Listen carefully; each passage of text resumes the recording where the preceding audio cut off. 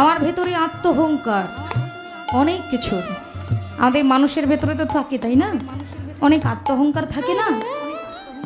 কেউ রূপীর অহংকার, কেউ বিদ্যার অহংকার, কেউ ধন সম্পত্তির অহংকার, কেউ পরিবারের ভালো ভালো ছেলেমেয়েরা ভালো ভালো পড়াশোনা করেছে তার অহংকার, বিভিন্ন জনের বিভিন্ন প্রকৃতির গুণের অহংকার থাকে, তাই না? এ তো হয়েই আসছে জগতে। তো এই সমস্ত জীবের আত্মহংকার কখন নিবারণ হয়, কখন নিবৃত্তি হয়?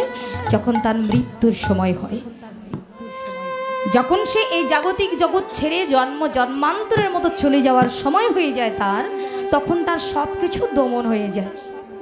যাই তো, মৃত্যুর আগে তো আর কিছু দমন হয় না। কি বাবা, মৃত্যুর আগে পর্যন্ত কারোর কিছু দমন হয়? হয় না।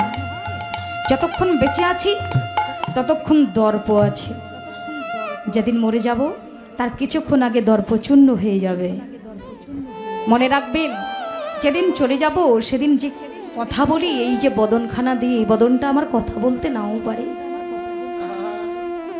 মা বলে ডাকি, বাবা বলে ডাকি, ভাই বলে ডাকি, বন্ধু বলে ডাকি, সেই ডাকটাও মুখে আসবে না। যদি তিনি চান তাহলে তিনি তাকে ডাকাতে পারেন, আর যদি তিনি না চান তাহলে আমার বাক শক্তি কেড়ে নিয়ে আমাকে বোবা অবস্থায় তিনি গ্রহণ করতে পারেন।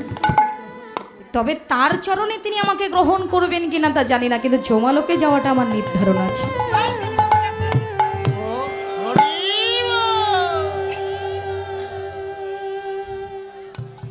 গৌরাঙ্গ মহাপ্রভু যখন সন্ন্যাস নিয়ে চলে গেছেন, যখন তিনি 64 মহন্ত দ্বাদশ গোপাল চক্রবর্তী অষ্টকবিরাজের সঙ্গ করতেন, তখন তিনি প্রত্যেককে বলতেন যে সংসারের মোহমায়ার কথা ভুলে যাও। মনে রাখবে যে গীতা শাস্ত্রে একটা বর্ণনা করেছে যে ত্যাগে শান্তি, ভোগী শান্তি কভু মেলে না। জীবনে যারা ত্যাগ করে তারা শান্তি পায়, যারা ত্যাগ করে না তারা অশান্তিতেই কেটে যায়। অশান্তি ছাড়া সংসার ভুবনে আর কিছু আছে? কিচ্ছু নেই। তাই বলছে, নাগরী রে, আমি দর্শন করলাম বটে, কিন্তু আগে কেন দেখলাম না? অনেক দেরি হয়ে গেছে, দর্শন পাওয়াটা আমার অনেক দেরি হয়ে গেছে। আমি আরো আগে যদি দর্শন পেতাম তাহলে হয়তো আমি আরো অনেক কিছু পেতাম। সামান্যেই যদি এত কিছু পাওয়া যায় তাহলে অনেকক্ষণ তার সঙ্গ করলে আর কত কি পাওয়া যায়।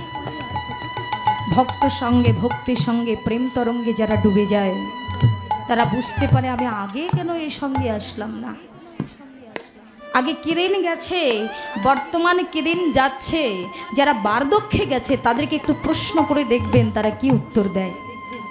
হয়তো বা আমার এই কথাগুলো বা শাস্ত্রের কথাগুলো ইয়াং জেনারেশনদের কর্ণে নাও প্রবেশ করতে পারে, কারণ তাদের সময়টা এখনো উঠতি সময়, যাওয়ার সময়, চলার সময়, বসার সময়, খেলার সময়, হাসার সময়, ভাবার সময় নয়।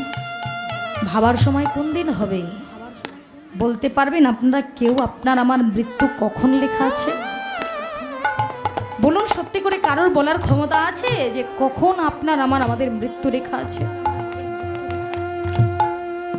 এই জাগতিক জগতে পাণ্ডবংশধর রাজা পরীক্ষিতের মৃত্যু 30 বছরে হয়েছিল। আমাদের 30-এ হবে না, এ কি আমরা জানি? হ্যাঁ হরিমল, কি গো দাদা, জানি? আপনাকে বলছি, মাঝখানে আপনি বসে আছেন, আপনাকে বলছি 30 বছরে আপনার মৃত্যু হবে কিনা এটা আপনি জানেন? নিশ্চয়ই জানেন না। কেউ বলতে পারবে না যে আমার 30 বছরে মৃত্যু হবে কিনা, আমার 17 বছরে হবে কিনা, আমার 18-তে হবে কিনা, আমার 20-তে হবে কিনা, এটা আমরা কেউ জানি না। অর্থাৎ মৃত্যুর সংবাদ আমরা কেউ জানি না। এখনো হতে পারে, রাস্তায় যেতেও হতে পারে, দাঁড়িয়ে থাকতে থাকতেও হতে পারে। বর্তমান যুগটা হয়েছে স্ট্রোকের যুগ, যে যখন যেমন ভাবে পাচ্ছে স্ট্রোক করছে, মরে যাচ্ছে, চোখের সামনে জলজান্ত মানুষগুলো চলে যাচ্ছে। কিচ্ছু করার না, আমরা ধরে রাখতে পারি না। কেন? আমাদের সেই ক্ষমতা নেই। কে রাখতে পারে? স্বয়ং আমার ভগবান শ্রীকৃষ্ণ রাখতে পারে।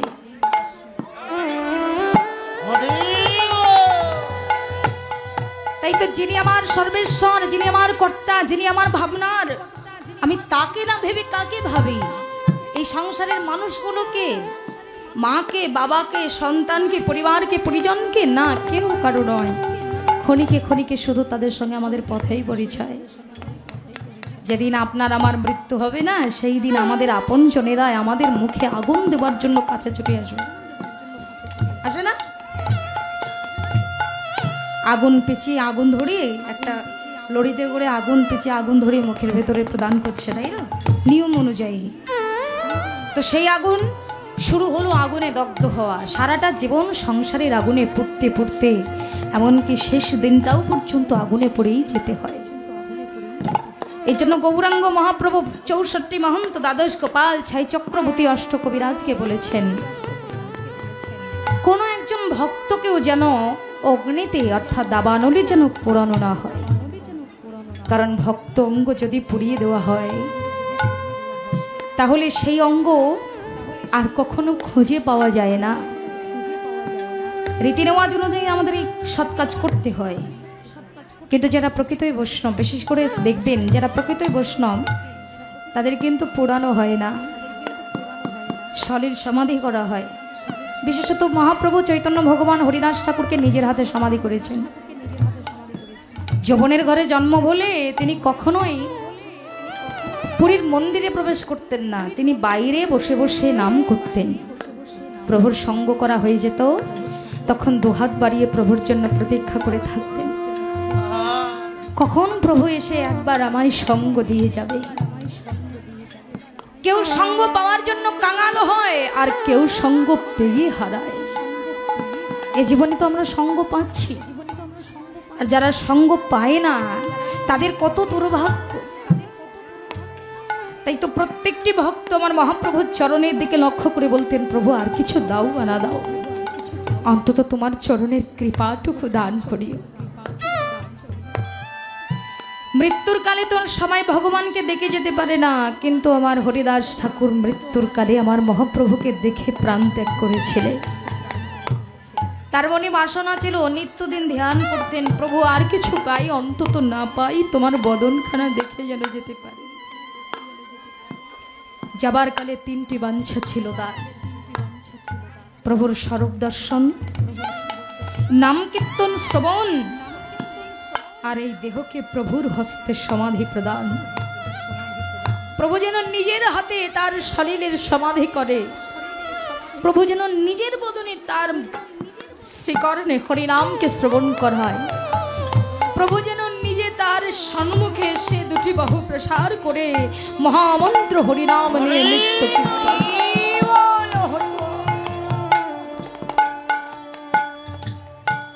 এমন একটা সময় যায় যে সময় আমাদের সঙ্গে যাওয়ার মতো ভারসাম্য থাকে না।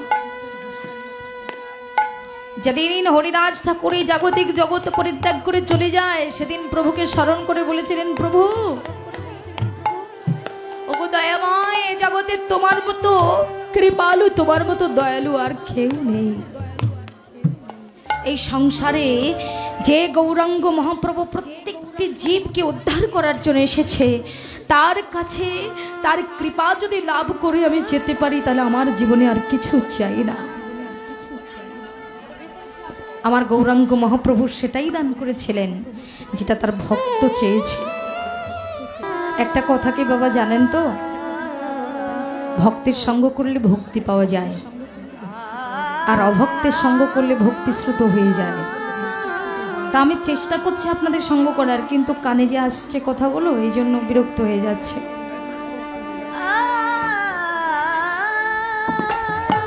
প্রেম ভক্তিটা এমন একটা বস্তু যেটা চাইলেই যখন তখন পাওয়া যায় না।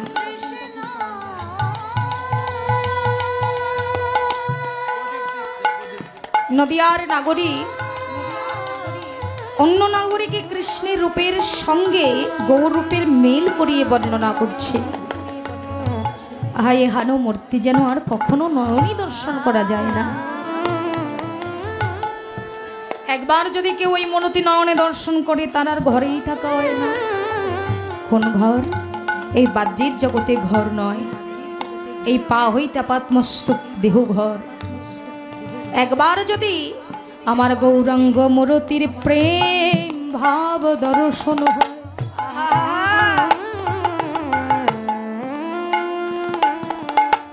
তারে যে আমার বলিতে আর কিছু রই না।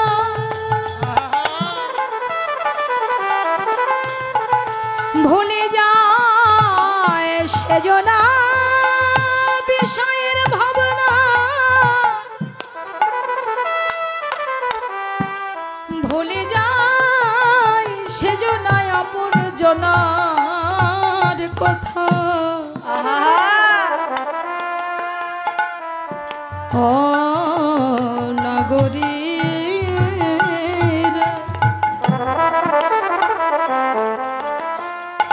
আজ আমি আমার যেই দুনয়নে এমন স্বরূপ হেরিলাম, এই স্বরূপ কেন আমি আগে হেরিলাম না, এই স্বরূপ কেন আমি আগে দেখলাম না। যদি এ স্বরূপ আমি আগে দেখতাম তবে বুঝি আমার বিষয় বৈবহ।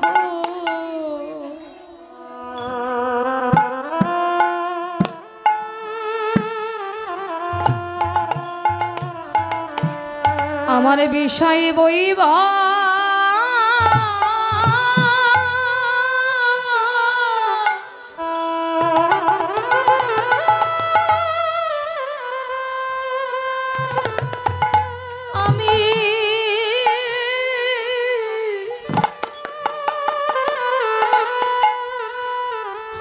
আমি ভুলে যেতাম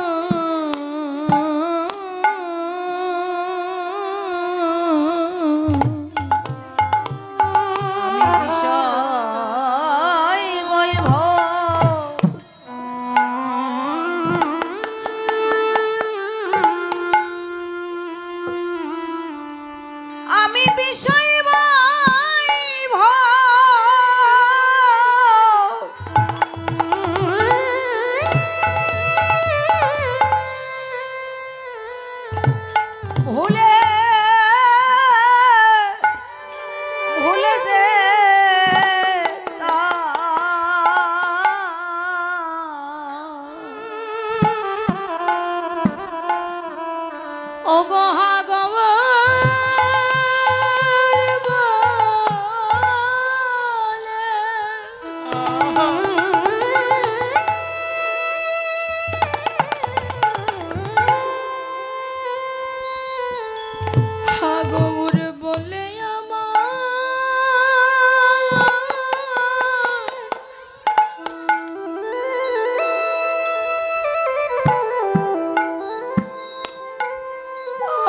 দুটি নয়ন ছড়ি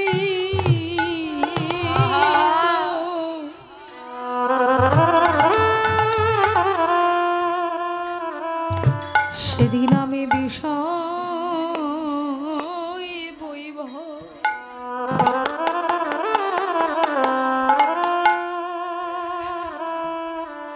ওগো ভুলে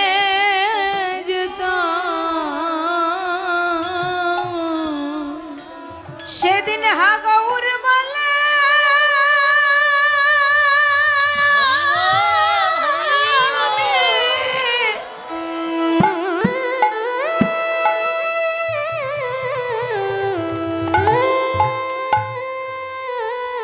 হাগৌর বলে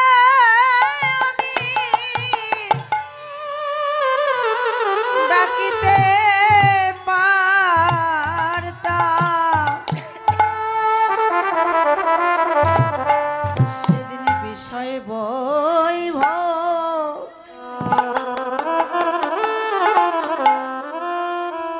আমি ভুলে যেতাম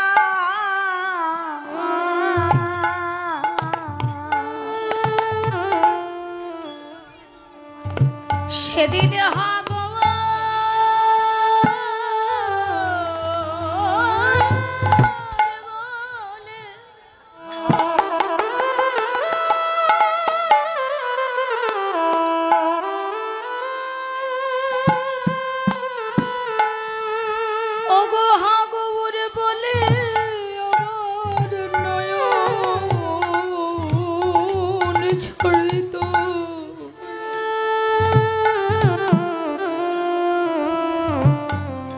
সেদিন আমি আমার বিষয় বৈভব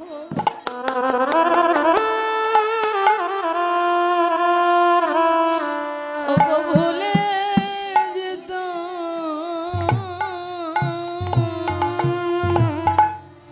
ওগো হাগৌর বলে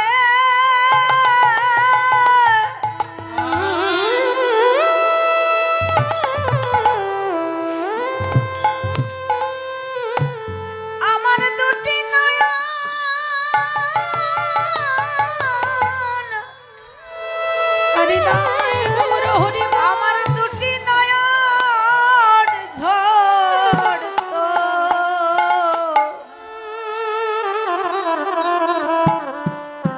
সেদিন আমি বিষয়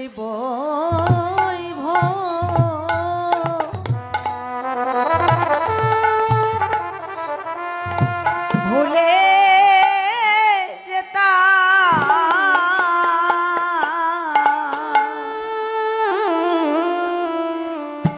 গৌর প্রিয়সী নাগরী যে আর কেহ নয়, সে যে ছিল বিষ্ণুপ্রিয়ার সখী কাঞ্চনাই বটে। যেই না বিষ্ণুপ্রিয়ার নিকটে সে কাঞ্চনা বর্ণনা করলেন, এমন রূপ দেখেছি যে বিজলি চমকানোর ন্যায় আমার মনকে হরণ করে নিয়েছে। বিষ্ণুপ্রিয়া বললেন, সেই মূরতি আমি নিতই নিতই আমার নয়নের, শুধু আজ তো তুই দেখেছিস, আমি তাকে নিত্যদিন দেখি। যেদিন আমার প্রভু অদ্বৈত গৃহে এসেছিল,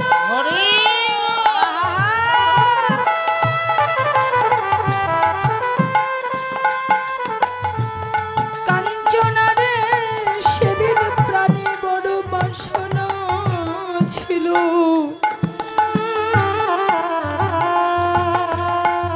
আমি একবার আমার গৌরাঙ্গ মূরতি নয়নে হেরিব,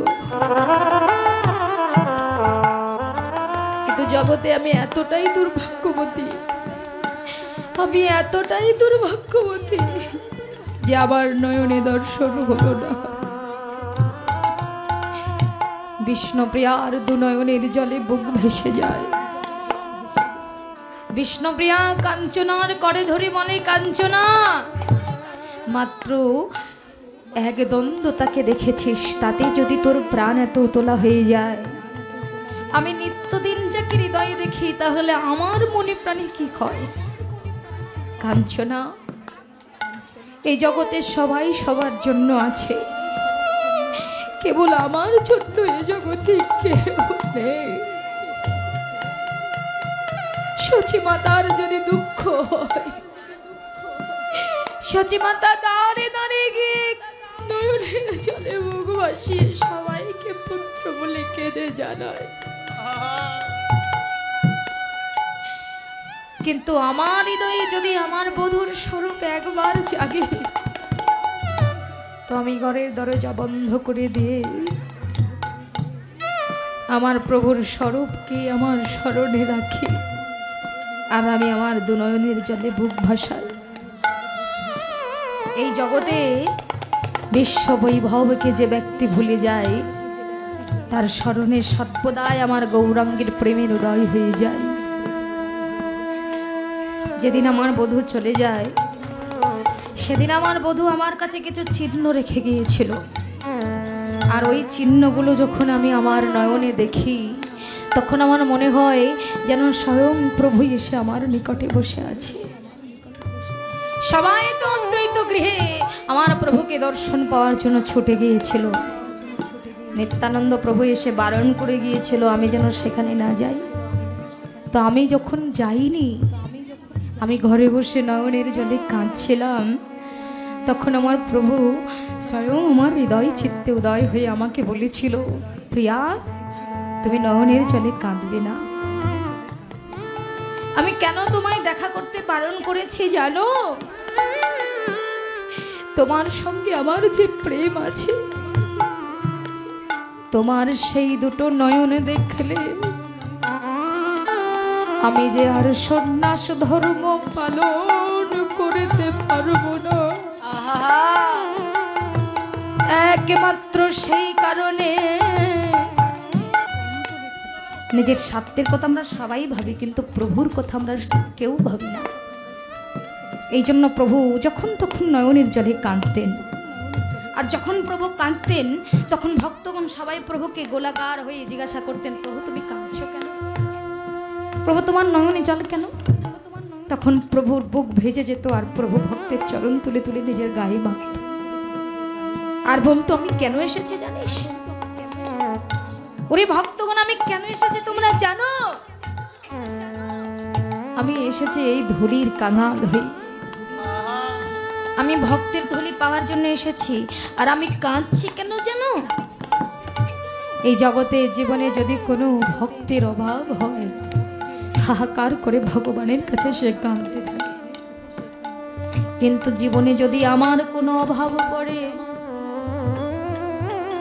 সে তো আমি কারোর নিকটে বলতে পারি না। সবার দুঃখের কথা সবাই আমায় খুলে বলে, কিন্তু আমার দুঃখের কথা কেউ তো শোনে না রে। আমার প্রাণে দুঃখ হলে, কষ্ট হলে কেউ আমায় সান্ত্বনা দেয় না রে।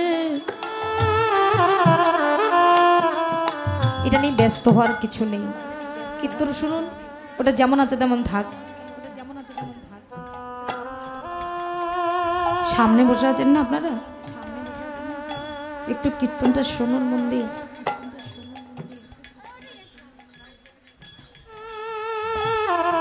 দুপুরে আসর করে গেছে, খুব ভালো লেগেছে। কেন? ভক্তি শ্রুত ছিল না। এখন বর্তমান আসরে এসেছি, ভক্তিকে খুঁজেই পাচ্ছি না। ভক্তি কোথায় হারিয়ে গেছে, শ্রুত হয়ে গেছে। ভক্তিকে যখন তখন খুঁজে পাওয়া যায় না তো। ছিলেন তো তখন, দেখেছেন তো, দেখেননি?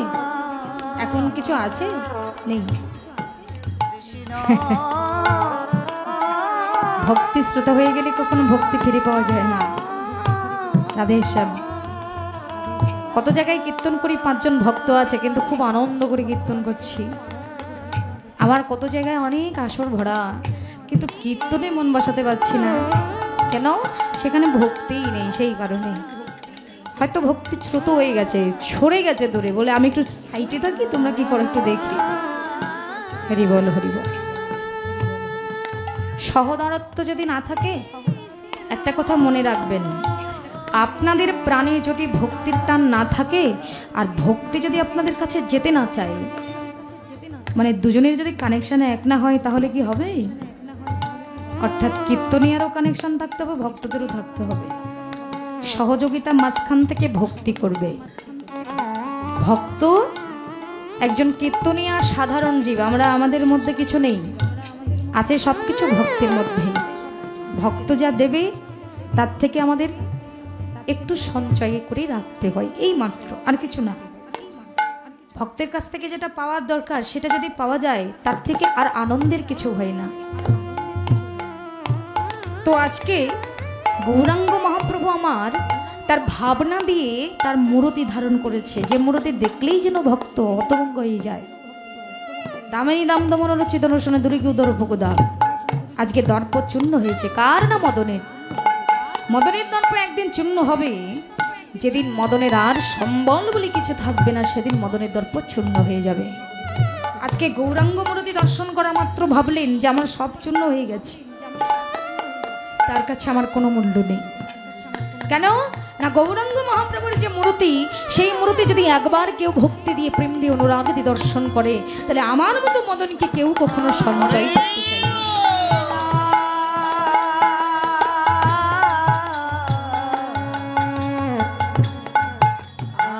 যারা গীতা শাস্ত্রে কি বলে জানেন তো? যারা নিদ্রালস্য ব্যক্তি, তাদের নিকট থেকে ভক্তি দূরে চলে যায়। গীতাই বলেছে না, এক একটি অধ্যায় একেবারে বিষাদ যোগ থেকে শুরু করে মোক্ষ যোগ পর্যন্ত প্রতিদিন এক অধ্যায় করে পড়ে পড়ে দেখবেন। যারা পড়তে পারেন না তারা শ্রবণ করেন। আজকালকার যুগে এমন আর অশিক্ষিত ব্যক্তি নেই, সবাই পড়াশোনা জানে। তো এক অধ্যায় করে গীতা পাঠ করে দেখবেন, অন্তত কিছু না হলেও মনের পরিবর্তনটা হবে। কিছু না হলেও মনের পরিবর্তনটা হবে, এটার গ্যারান্টি আমি দিয়ে যাব। কারণ যারা গীতা পাঠ করে না, এই শ্রদ্ধাজনিত বিষয় যারা জানে না, যারা ভজন করে না, তারা কৃষ্ণ সম্বন্ধে কোনোদিন জানতেই পারবে না। জানার জন্য একমাত্র অবলম্বন করে দিয়েছে ভগবান শ্রীকৃষ্ণের মুখানুসৃত মানে গীতা। তো গীতাকে যদি আমরা না জানি তাহলে আমাদের জীবনে কোনোদিন ত্যাগ আসবে না। ত্যাগ আনার মূল বিষয়টি হলো গীতা শাস্ত্র। বিষাদযোগ থেকে শুরু করে মোক্ষযোগ অবধি পড়বেন, তাহলে বুঝতে পারবেন। আর মাহাত্ম্যে তো তার বর্ণনা দেওয়াই আছে। তো বিশেষত নির্দ্রালস্য না হয়ে একটু ভক্তির দিকে মন রাখতে হবে। ভগবান তাকে পছন্দ করে যে ব্যক্তি স্বল্পভাষী, যে ব্যক্তি বুদ্ধির দ্বারা ভক্তিকে সঞ্চয় করে জ্ঞানকে সংযম করে ভগবানকে ভজনা করে। ভগবান বলেছে আমি তার হয়ে যায়, আমি তার বলে আমার সবকিছু দান করে দিই।